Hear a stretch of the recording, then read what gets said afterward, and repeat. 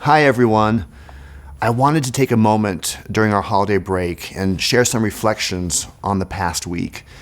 The tragedy in Colorado has been weighing heavily on all of our hearts. And to the families and the friends of the victims at Club Q, your grief is shared by all of us. Daniel Aston, Kelly Loving, Ashley Pa, Derek Wayne Rump, and Raymond Green Vance. Rest in power. The grief we all feel is not eased by platitudes or by thoughts and prayers. The loss of life can only truly be honored by the actions we take to create a more peaceful world where LGBTQ Americans can live free. A world where all people can live free from the fear of violence. LGBTQ Americans, we know the sting of persecution. Violence is not new to us. But we discover new courage every day, especially in the wake of organized, aggressive extremists who seek power by taking it away from others. There is an organized faction across the country and here in Utah who are harassing LGBTQ-friendly teachers and students. They've been showing up to school boards, and they have primaried and ousted moderate Republicans in our legislature. They are obsessed with transgender children, drag queens, and government conspiracies around COVID and the election. They are trying to generate public hysteria with the heinous lie that LGBTQ people are grooming children. They are loud and organized in their fear and their rage.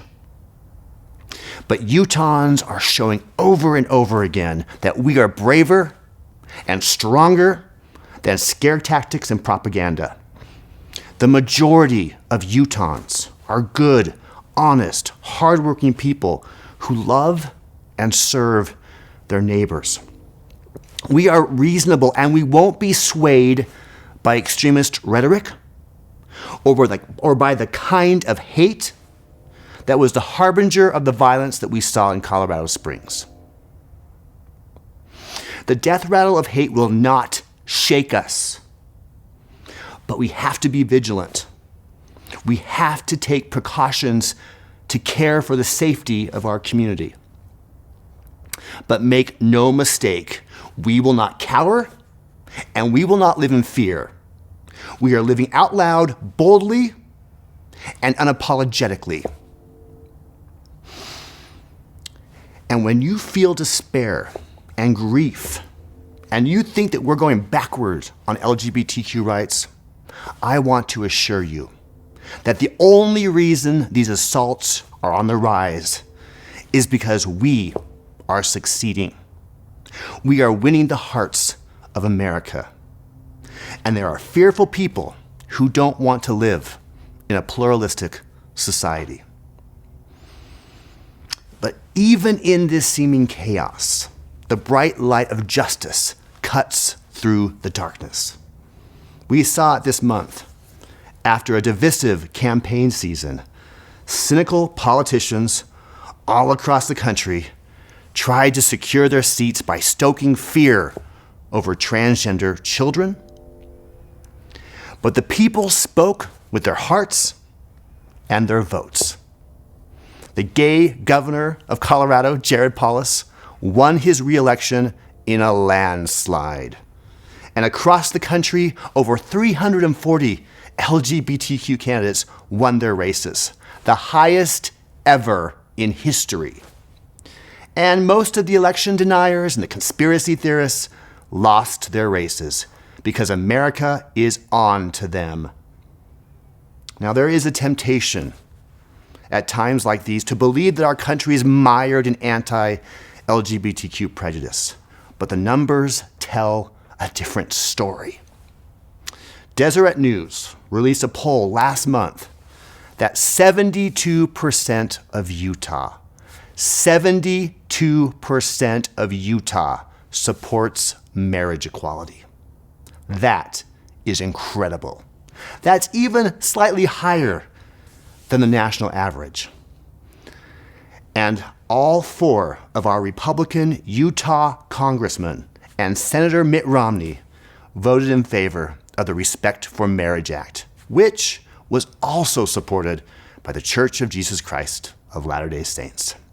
Now, for those of you who have been doing this advocacy work for a while, and remember the political skirmishes that we had over Proposition 8 just 10 years ago, you know what a monumental shift this is. And no, it doesn't mean that the church has changed their doctrine on marriage. In America, religions have the First Amendment right to believe whatever they desire. But the church's recent actions on marriage equality suggest that they are no longer seeking to impose their view of marriage on the rest of us the way that they have in the past. And that is significant. That is pluralism. That's progress. Now, for those of you who have been walking in this struggle for your whole lives, putting one foot slowly in front of the other, we may be weary, but we are closer every day to the future that we've always dreamed of.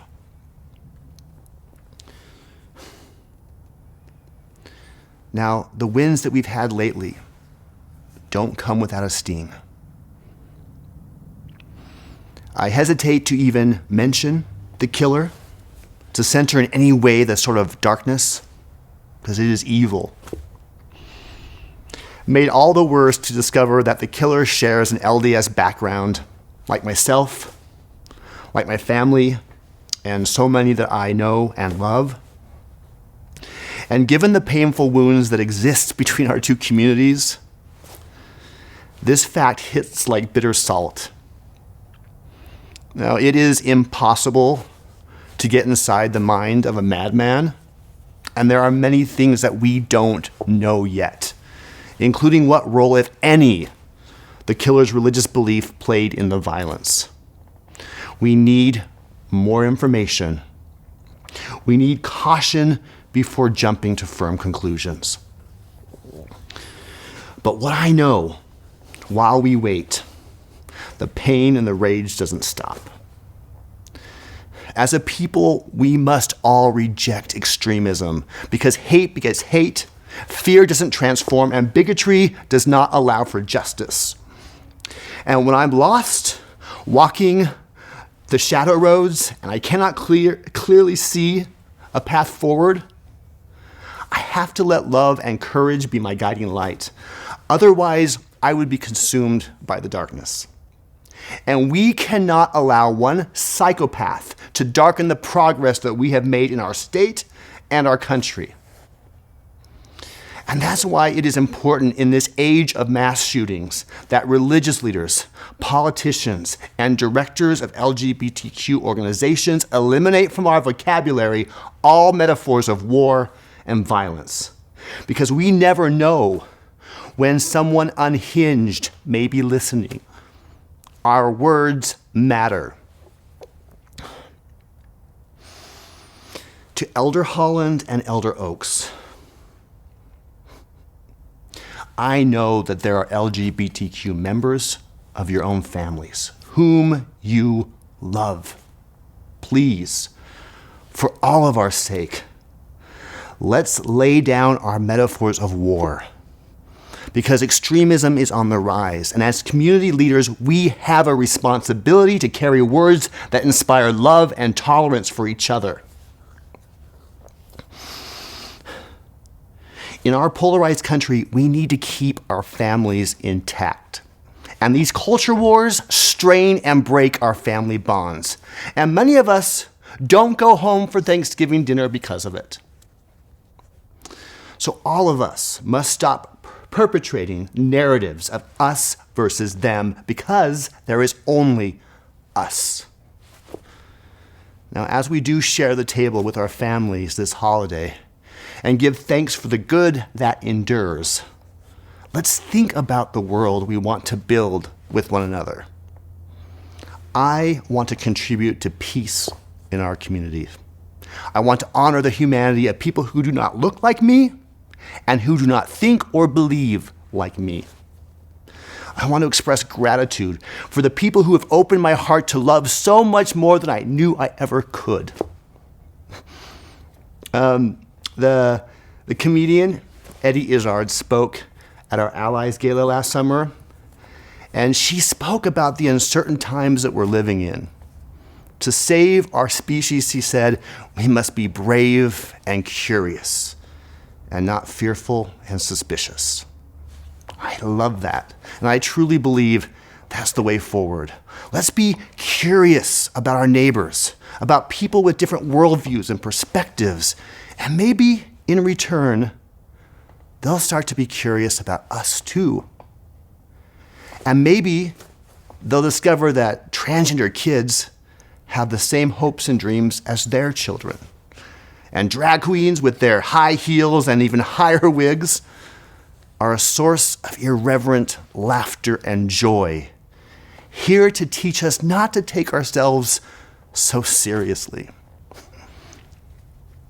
I am so grateful to my queer family. You are a gift to the world. And I'm also grateful to my straight friends and allies. You are a gift to me.